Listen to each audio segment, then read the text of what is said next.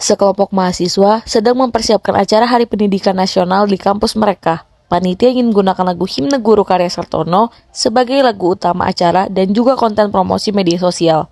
Namun di tengah persiapan muncul perdebatan mengenai apakah lagu tersebut boleh digunakan sembarangan hanya karena sudah terkenal dan sering dinyanyikan di sekolah-sekolah.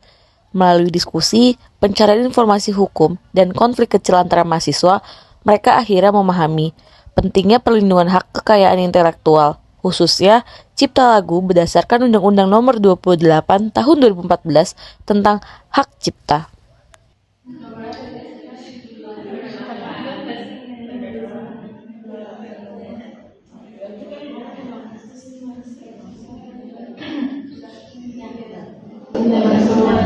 Jadi nanti kita opening acara kita pakai lagu Himne Guru ya biar lebih menyentuh. Ya aku sama yang lain nanti. Nah terus nanti kita upload di Instagram kampus biar nanti. Bagus tuh, lagunya juga terkenal banget, tinggal pakai deh. Tapi kita udah mikirin hak ciptanya belum? Emang perlu? Kan lagu nasional ya, kira bebas buat makainya. Enggak juga, walaupun terkenal lagu itu juga punya Kayaknya menarik deh kalau dibahas. Soalnya banyak juga orang yang belum tahu soal itu. Nih aku nemu Undang-Undang Nomor 28 Tahun 2014 tentang hak cipta. Coba pengertiannya baca. Jadi di sini sih hak cipta adalah hak eksklusif pencipta yang timbul secara otomatis berdasarkan prinsip deklaratif setelah suatu ciptaan diwujudkan dalam bentuk nyata.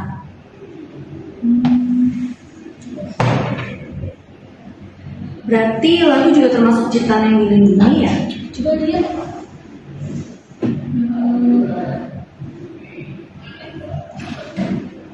Oh iya, bahkan di pasal 40 juga disebut nih kalau lagu dengan atau tanpa seks termasuk ciptaan yang harus dilindungi. Berarti lagu itu harus dilindungi hukum ya?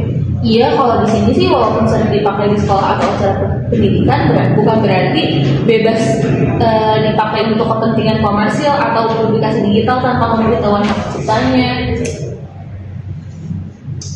Lah, kayak gitu. Gimana kita nggak pakai lagunya? Bukannya nggak boleh, tapi kita tuh harus tahu aturannya. Aku masih bingung deh, jadi perbedaannya gimana? Jadi di hak cipta itu ada yang namanya hak moral sama hak ekonomi. Maksudnya gimana tuh?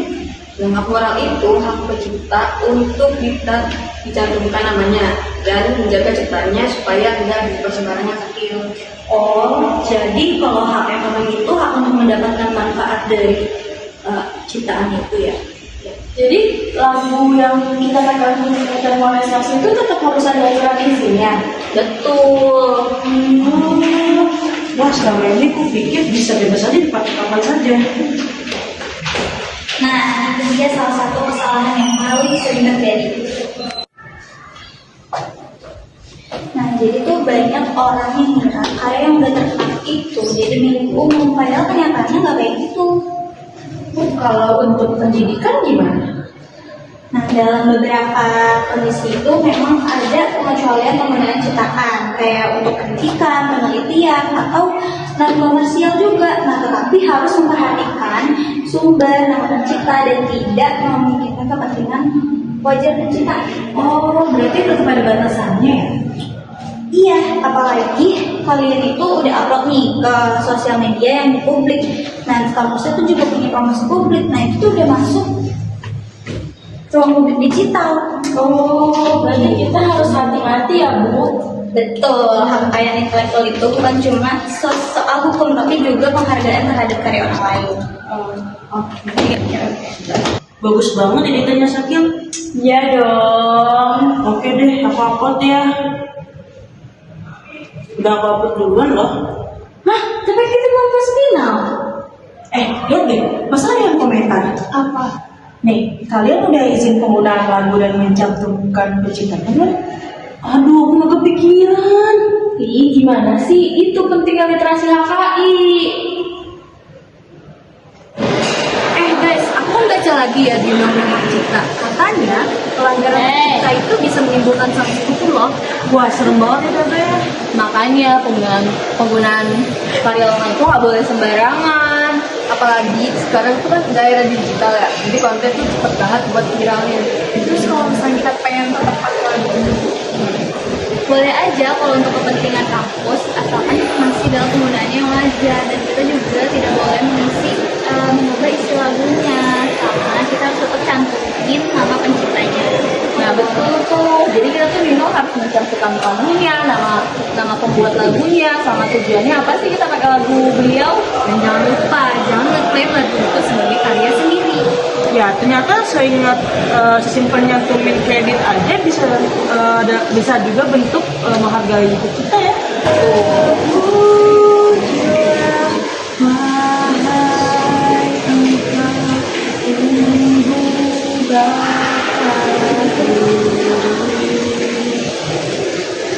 Lagu ini ternyata punya makna yang besar banget ya. Makanya lagu kayak gini tuh harus dilindungi hak ciptanya. Kalau nggak ada payung hukum tuh karya-karya kayak gini kan bisa dipakai sembarangan tanpa menghargai ciptanya kan ya. Dan pencipta juga bisa kehilangan atas karyanya sendiri. Nah, itulah fungsi hak kekayaan intelektual. Jadi negara itu melindungi kreativitas manusia agar tetap dihargai.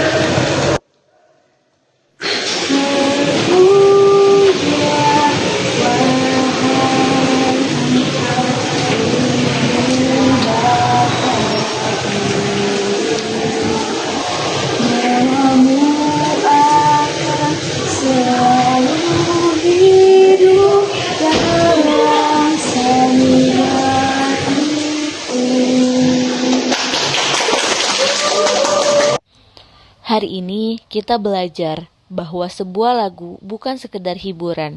Lagu adalah hasil pemikiran, kreativitas, dan perjuangan penciptanya. Karena itu, kita harus menghargai karya cipta dengan memahami hak kekayaan intelektual. Undang-Undang Nomor 28 Tahun 2014 tentang hak cipta hadir untuk melindungi para pencipta agar karya mereka tidak digunakan sembarangan.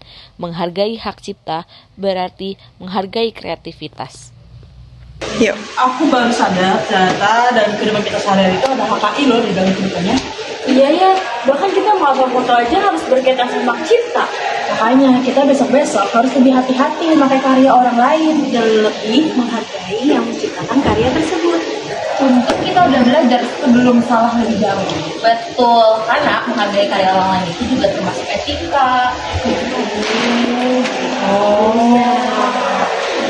Baiklah. Di balik lagu yang sering dinyanyikan, ada pencipta yang karyanya dilindungi hukum, nada yang dilindungi. Menceritakan perjalanan sekelompok mahasiswa yang awalnya menganggap lagu himne guru dapat digunakan secara bebas untuk acara kampus dan media sosial.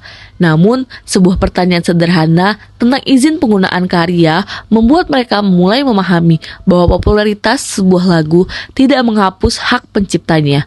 Melalui konflik kecil, diskusi, dan pencarian informasi hukum, mereka belajar hak cipta bukan hanya tentang aturan, tetapi juga tentang penghargaan terhadap kreativitas dan hasil pemikiran seseorang.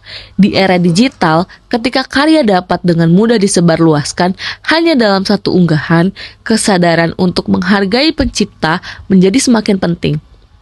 Film ini mengajak penonton memahami bahwa penggunaan karya orang lain harus disertai tanggung jawab, etika, dan penghormatan terhadap hak intelektualnya. Karena menghargai hak cipta berarti menghargai manusia di balik sebuah karyanya.